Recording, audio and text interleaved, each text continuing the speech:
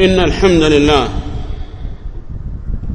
نحمده تعالى ونستعينه ونستغفره ونعوذ بالله من شرور أنفسنا وسيئات أعمالنا.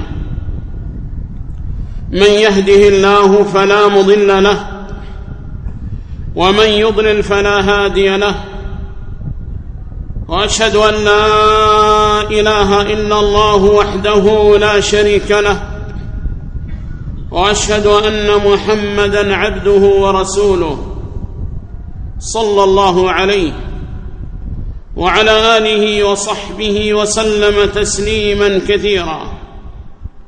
يا أيها الذين آمنوا اتقوا الله حق تقاته ولا تموتن إلا وأنتم مسلمون.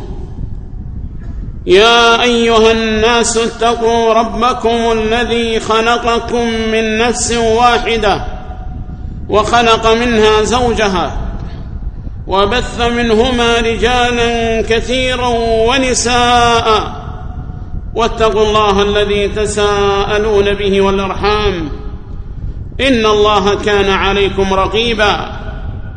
يا أيها الذين آمنوا اتقوا الله وقولوا قولا سديدا يصلح لكم أعمالكم ويغفر لكم ذنوبكم، ومن يطع الله ورسوله فقد فاز فوزا عظيما.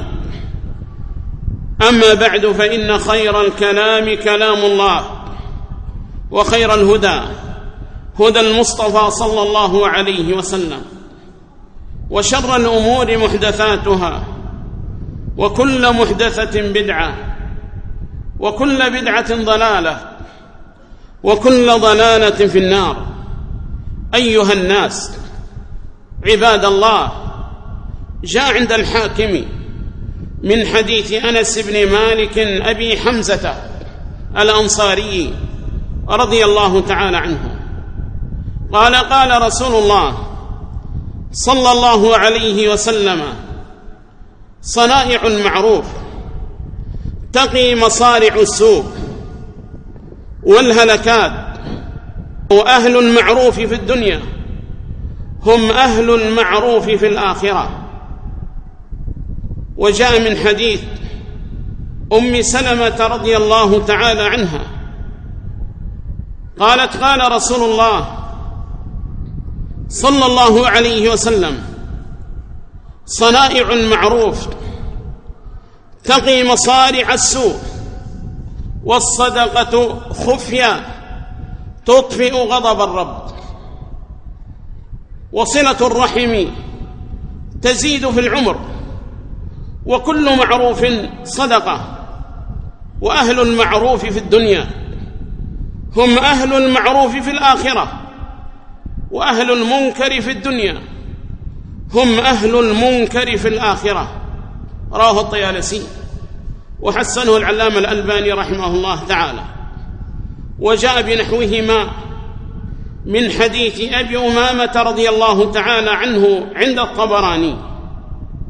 وفي صحيح مسلم من حديث أبي هريرة رضي الله تعالى عنه قال: قال رسول الله صلى الله عليه وسلم: من نفس عن مؤمن كربة من كرب الدنيا نفس الله عنه بها كربة من كرب يوم القيامة. ومن يسر على معسر يسر الله عليه في الدنيا والآخرة.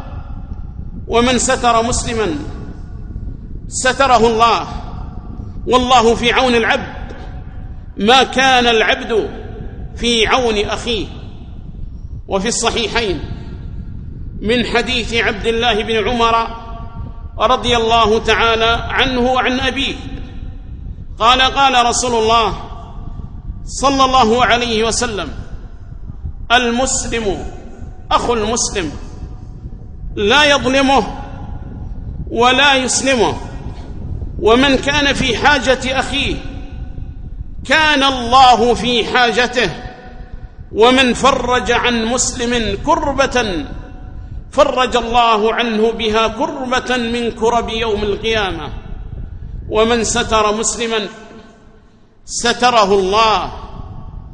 وفي حديث عائشة في الصحيحين في شأن خديجة مع رسول الله صلى الله عليه وسلم لما رجع من الغار ولأول مرة ينزل عليه الوحي من السماء، فرجع مرتاعا عليه الصلاة والسلام وهو يقول: زملوني زملوني. فقالت له تلك المرأة الرشيدة خديجة رضي الله تعالى عنها، وهي تسليه وهي تصبره وتؤانسه، وأن الله لن يضيعه أبدا. فقالت له رضي الله تعالى عنها وهي تذكر له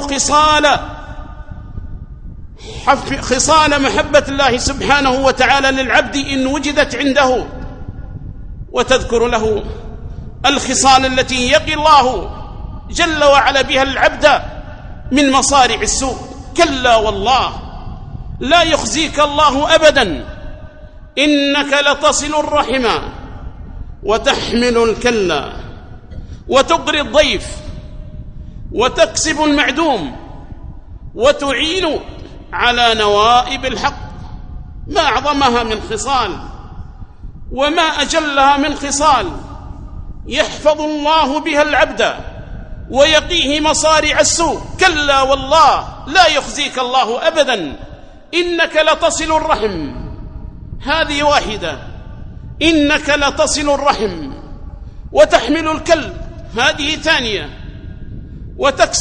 وتقري الضيف، أي تضيف من نزل بك من أضيافك وتقوم بشؤونه وما يحتاجه الأضياف، وتقري الضيف وتكسب المعدوم وتعين على نوائب الحق. وجاء عن أنس رضي الله تعالى عنه قال رسول الله صلى الله عليه وسلم: أحب الناس إلى الله أنفعهم للعباد، وأحب العمل إلى الله وأحب الأعمال إلى الله سرور تدخله على المسلم وتكشف عنه كربة وتقضي عنه دينا. ولأن أمشي مع أخي أحب إلي من أن أعتكف شهرا في المسجد. ومن مشى مع أخيه في حاجة حتى تتهيأ له أثبت الله قدمه يوم تزول الأقدام. ومن مشى في حاجة أخيه ومن مشى مع أخيه في حاجة حتى تتهيأ له أثبت الله قدمه يوم تزول الأقدام.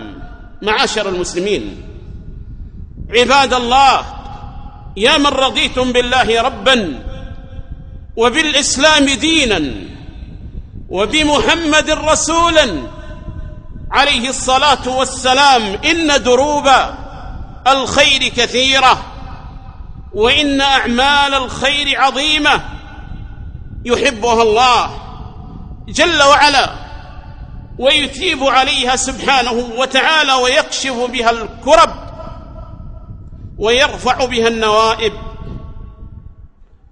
أيها الناس عباد الله، من الأدلة المتقدمة نستفيد أن صنائع المعروف تقي مصارع السوء، أن صنائع المعروف تقي مصارع السوء.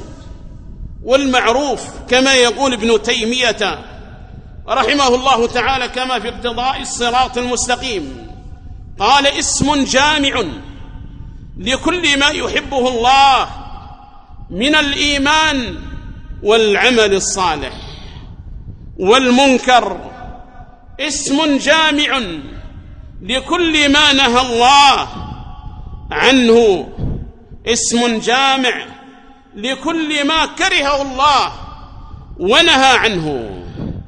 فعلى العبد أن يبذل المعروف ما استطاع إلى ذلك سبيلا، فإن هذا الذي ينفعه ويكشف الله عنه به الكرب ويزيل المحن عنه والفتن صنائع المعروف تقي مصارع السوء.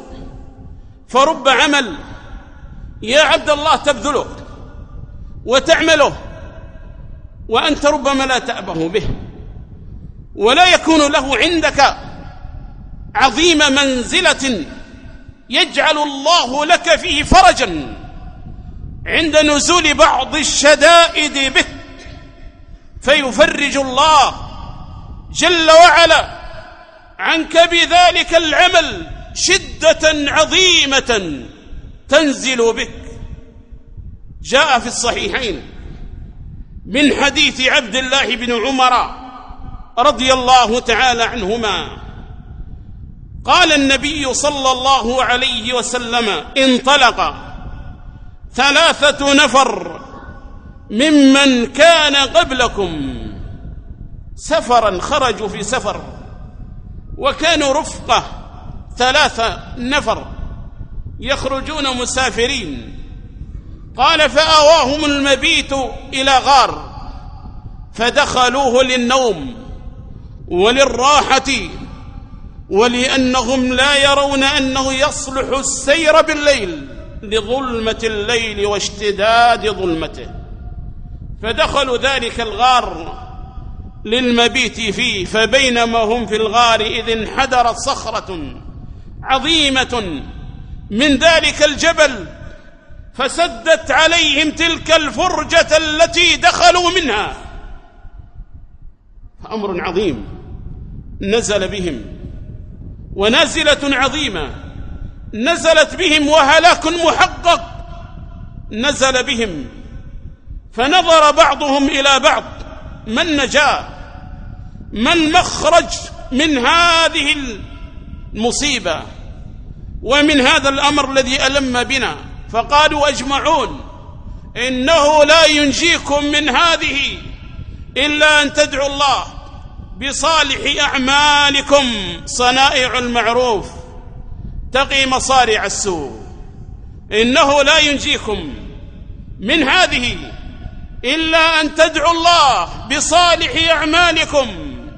فانبرأ الأول وقام الأول منهم قال يدعو الله بما يرى أنه أصلح عمل له وأنه أعظم عمل أخلص فيه لله جل وعلا ولم يرد به غير وجه الله سبحانه وتعالى.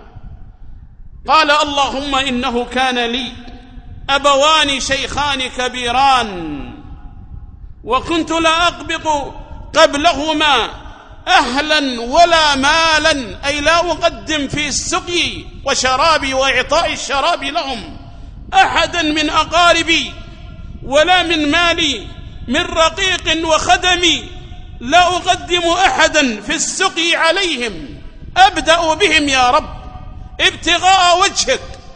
اللهم إنه كان لي أبوان شيخان كبيران وكنت لا أقبض أحدا قبلهما أهلا ولا مالا، فنأى بي يوما طلبوا الشجر فلم أرح، أي أرجع، فلم أرح عليهما حتى ناما.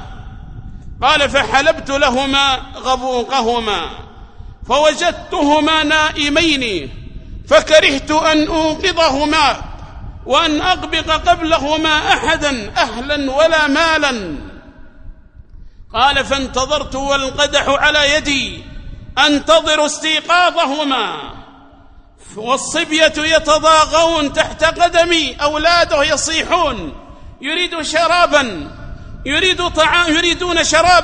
يريدون طعاما، وهو قد عزم أنه لا يقدم عليهما أحدا أهلا ولا مالا. فانتظر والقدح على يده حتى برق الفجر والصبية يتضاغون، ثم توسل بهذا العمل الجليل لكشف الكربة ودفع الغمة. اللهم إن كنت فعلت ذلك ابتغاء وجهك فافرج عنا ما نحن فيه.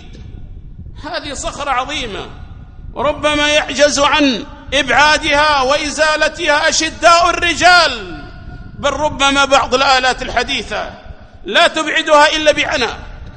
اللهم إن كنت فعلت ذلك ابتغاء وجهك فافرج عنا ما نحن فيه. قال فانفرجت الصخرة شيئا غير أنهم لا يستطيعون الخروج من تلك الفرجة التي انفرجت بها الصخرة. فقام الثاني يدعو الله جل وعلا بصالح العمل وما يرى تمام وكمال الإخلاص فيه. اللهم إنه كانت لي ابنة عم وكانت أحب الناس إلي، وفي رواية وكنت أحبها كأشد ما يحب الرجال النساء، فأردتها على نفسها، راودها ليعمل الفاحشة معها، فأردتها على نفسها فأبت، حتى ألمت بها سنة من السنين فجاءت إلي وقد ضعفت المسكينة أمام الحاجة. ضعفت المسكينة أمام الحاجة، التفتت يمنة ويسرى من يغيث، من يبذل مالا لهذه المسكينة المحتاجة، فلم تجد إلا ابن العم الذي كان طالما راود هذه المرأة لأجل الفاحشة عياذا بالله. فجاءت إليه واستغل الضعف واستغل الحاجة. قال فأعطيتها 20 و100 دينار على أن تخلي بيني وبينها، فوافقت على أن تخلي بيني وبينها، وهي امرأة عفيفة، امرأة بعيدة عن الزنا، ولكن ضعفت أمام الحاجة ولم تصبر. قال فوافقت حتى إذا قعدت بين رجليها قالت لي اتق الله ولا تفض الخاتم إلا بحقه، فلا زالت نفسها لم تطب بهذه الفاحشة العظيمة. اتق الله ولا تفض الخاتم إلا بحقه. فوقعت في قلب هذا الرجل، ذكرته بمن إن ذكر به العباد أهل التقوى تذكروا، ذكرته بالجبار، بمن يبطش بالعصا، ذكرته بالمنتقم العزيز. اتق الله ولا تفض الخاتم إلا بحقه. قال فقمت عنها وتركت لها 20 و100. اللهم إن كنت فعلت ذلك ابتغاء وجهك فافرج عنا ما نحن فيه. قال فانفرجت الصخرة غير أنهم لا يستطيعون أن يخرجوا من ذلك المأزق. فقام الثالث ودعا بأصلح ما عنده من الأعمال، فقال اللهم إني استأجرت أجراء عمال يعملون عندي، فأعطيت كل واحد منهم أجرته إلا واحدا، فإنه ذهب وترك الذي له فثمرته حتى كثرت منه الأموال. ثم جاءني بعد حين فيقول لي يا عبد الله أدي إلي مالي، أدي إلي أجرتي. بعد حين جاء، تأخر زمن، سنون مرت. ثم جاء بعد ذلك وهو لا زال ذاكرا أن فلانا تركت عنده مالا، فرجع يتقاضى ماله ويأخذ ماله. فقال يا عبد الله أدي إلي حقي. فقال كل ما ترى هذا من أجرتك من الإبن والبقر والغنم والرقيق، هذا كله أجرتك، قد ثمرنا لك وقد عملنا في مالك وفي أجرتك التي أبقيتها حتى كان منها ما ترى. فقال يا عبد الله لا تستهزئ بي، أدي إلي مالي، هذا ما هو مالي، من أين هذا جاء؟ لا تستهزئ بي، أدي إلي مالي. قال هذا كله مالك والله لا أستهزئ بك. قال فأخذ ذلك كله واستاقه ولم يبقي منه شيئا. اللهم إن كنت فعلت ذلك ابتغاء وجهك فافرج عنا ما نحن فيه. قال فانفرجت الصخرة وخرجوا يمشون. صنائع المعروف تقي مصارع السوء. فهؤلاء الثلاثة عباد الله صنعوا معروفا فنفع ذلك المعروف عند أمس الحاجة إلى النفع عند أمس الحاجة إلى نفع الأعمال، فنفعهم الله ذاك ببر والديه والعناية بوالديه وكلاءة والديه ورعاية والديه وحفظ والديه، وكان لا يقدم صغيرا ولا كبيرا على الأب والأم. فيا عصاة المسلمين، يا من لا تتقون الله جل وعلا في الآباء، فإن صنائع المعروف تقي مصارع السوء، والعكس بالعكس، فإن مساوي الأعمال توقع في مصارع السوء. فهذا الرجل بار بوالديه ويقدم لهم الغالي والنفيس، والآخر كذلك ترك فاحشة الزنا، وبعض الناس يجري بعدها من مكان إلى مكان وهو يرغب فيها على أشد ما يكون من الرغبة فيها، ويسعى بكل ما أوتي من قوة من مال، وربما تزين وتجمل وفرق بين شعره، كل ذلك مغازلة لنساء المسلمين ومحارم المسلمين. فاتقوا الله يا عباد الله، واعملوا الأعمال الصالحة، فإنكم تحتاجون إليها يوما من الدهر، تحتاجون إلى هذه الأعمال حتى تنجيكم من مصارع السوء. وهكذا جريج رحمه الله وغفر الله له يضرب لنا نموذجا في هذا الباب الذي نتكلم فيه، مصارع السوء أو الأعمال الصالحة، صنائع المعروف تقي مصارع السوء. كان جريج رجلا صالحا، وكان من العباد الزهاد، فبينما يوما طلبته أمه وهو يصلي ويعبد الله جل وعلا، ونادته أمه يا جريج، فيقول اللهم ربي صلاتي وأمي، ماذا أصنع؟ أمي تنادي وأنا في صلاتي متلبس، يا رب يا رب صلاتي وأمي فأيهما أقدم؟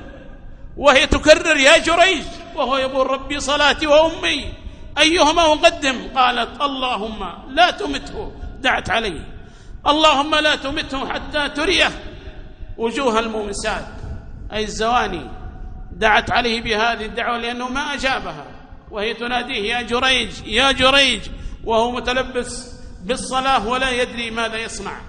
ويجب على العبد أنه يترك النافلة إذا نادته أمه وهو يصلي، فيترك النافلة ويذهب يجيب أمه ماذا تريد، وأما الفريضة فيكملها ثم يجيب بعد ذلك. نعم عباد الله، كل ذلك بر بوالديه، وكل ذلك بيان من الله جل وعلا حقوق الأبوين. فدعت عليه، ثم تذاكر بنو إسرائيل جريجا وما عليه جريج من العبادة فحسدوه رحمه الله وغفر الله له، فقال الزانية من الزواني أنا لكم بجريج سأفتنه، فذهبت إليه ليعمل معها الفاحشة. هذه بغي من بغايا بني إسرائيل، وما أكثر الزواني في بني إسرائيل. فجاءت إليه وحاولت معه وراودته على الفاحشة فأبى، فتحامقت عليه وذهبت إلى راعي ومكنته منها. ثم مرت الأيام فوضعت طفلا، فقالوا لها من أين هذا الطفل يا فلانة؟ قالت هذا من جريج. كذبت عليه قالت هذا من جريج. فجاءوا إلى جريج يضربونه ضربا شديدا وينزلونه من صومعته ومحل عبادته، وهو يتعجب على ما أضرب، ما ذنبي ما جرمي؟ فيقول لهم ماذا صنعت؟ فقالوا إنك زنيت بهذه البغي وولدت منك هذا الطفل. قال ائتوني بالطفل، ائتوني بهذا الطفل الرضيع الذي لا ينطق ولا يتكلم بحرف من الحروف، ائتوني به. فأتوا بذلك الطفل فقام يصلي رحمه الله تعالى وغفر الله له. صنائع المعروف تقي مصارع السوء. فقام يصلي ركعتين لله جل وعلا، وبعد أن فرغ من الصلاة جاء إلى ذلك الصبي فطعنه بأصبعه في بطنه، فقال يا غلام من أبوك؟ قال أبي الراعي، وهو صغير لا يتكلم بهذا السن، لا يتكلم، ولكن الله أنطق دفاعا عن أوليائه وكشفا للكرب عن أوليائه، فأنطقه الله قال أبي الراعي. فلما سمع أولئك الذين ضربوا ضربا مبرحا تعجبوا من نطق الصبي، فجاءوا إلى جريج يعتذرون منه ويتمسحون به على عادة الجهال، يتمسحون به ويتبركون به، وقالوا نبني لك صومعتك من ذهب. قال لا، أعيدوها كما كانت عليه. صنائع المعروف تقي مصارع السوء يا عباد الله. الحمد لله حمدا كثيرا طيبا مباركا فيه، وأشهد أن لا إله إلا الله وحده لا شريك له، وأشهد أن محمدًا عبده ورسوله صلى الله عليه وعلى آله وأصحابه أجمعين. أما بعد، يقول جل وعلا: وإن يونس لمن المرسلين إذ أبق إلى الفلك المشحون فساهم فكان من المدحضين فالتقمه الحوت وهو مليم فلولا أنه كان من المسبحين للبث في بطنه إلى يوم يبعثون. هذا نبي الله يونس ساهم واقترع مع أولئك الذين كانوا في الفلك المشحون وخافوا الغرق، فاستهموا من الذي ينزل حتى يخف الحمل على تلك السفينة وذلك الفلك الذي هم فيه. فساهم يونس فجاءت عليه القرعة أنه ينزل ويخرج إلى البحر ويقفز إلى البحر، فنزل البحر فإذا بالحوت يلتقم يونس عليه الصلاة والسلام. فما الذي فرج عنه؟ صنائع المعروف كانت سببا في الفرج عن نبي الله يونس عليه الصلاة والسلام، فلولا أنه كان من المسبحين للبث في بطنه إلى يوم يبعثون. تسبيح يا عباد الله، ذكر لله جل وعلا ينجيك الله سبحانه وتعالى به، استغفار لله جل وعلا عمل صالح ينجيك من المهالك وينجيك من الكرب العظام الشداد. وما كان الله ليعذبهم وأنت فيهم، وما كان الله معذبهم وهم يستغفرون. صنائع المعروف تدفع هذا يا عبد الله عنك، تقي مصارع السوء، تسبيح، استغفار، تهليل.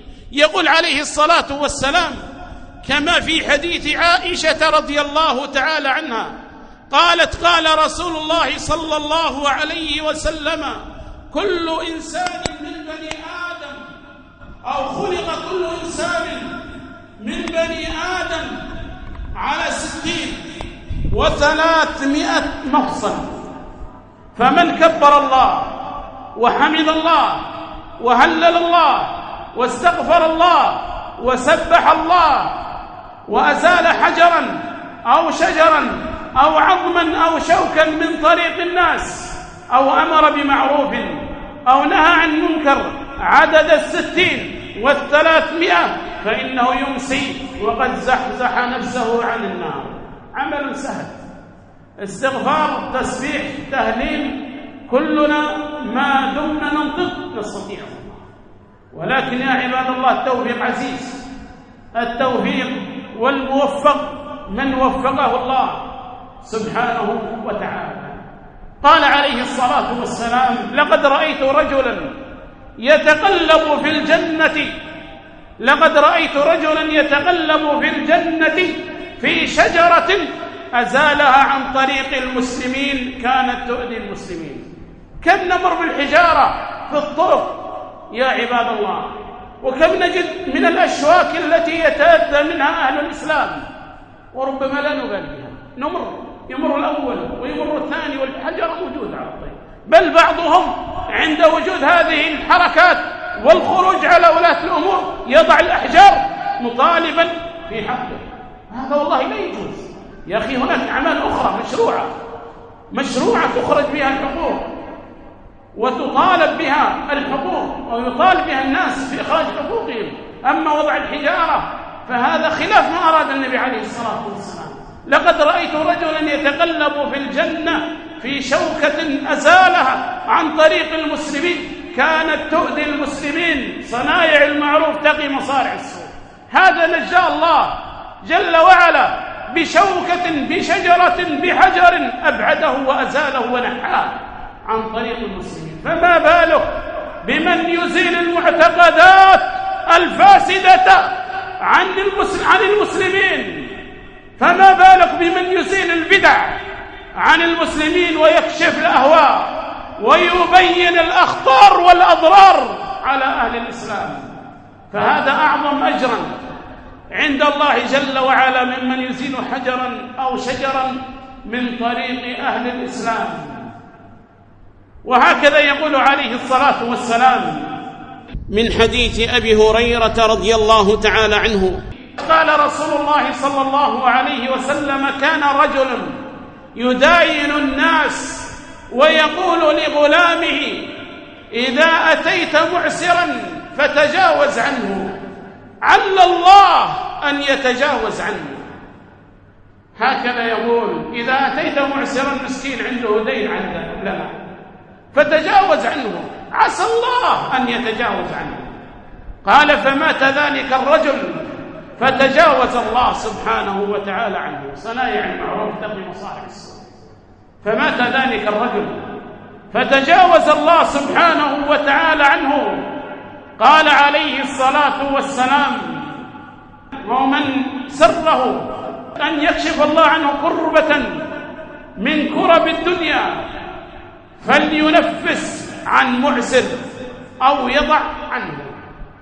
من سره أن يكشف الله كربة عنه من كرب يوم القيامة فلينفس عن معسر أو يضع عنه. وقال عليه الصلاة والسلام: من أنظر معسرا أو وضع عنه أظله الله تحت ظله يوم لا ظل إلا ظله. فهذا عمل عظيم يكشف الله سبحانه وتعالى به الكربة ويزيل به سبحانه وتعالى المعاطب والمهالك. فاحرصوا معاشر المسلمين على صنائع المعروف، فلتكن نفوسكم سخية، ولتكن أيديكم بالخير ندية. احرصوا عباد الله على المعروف، واجتهدوا في المعروف، وابذلوا المعروف ما استطعتم إلى ذلك سبيلا. وفق الله الجميع لما يحبه ويرضاه، والحمد لله رب العالمين.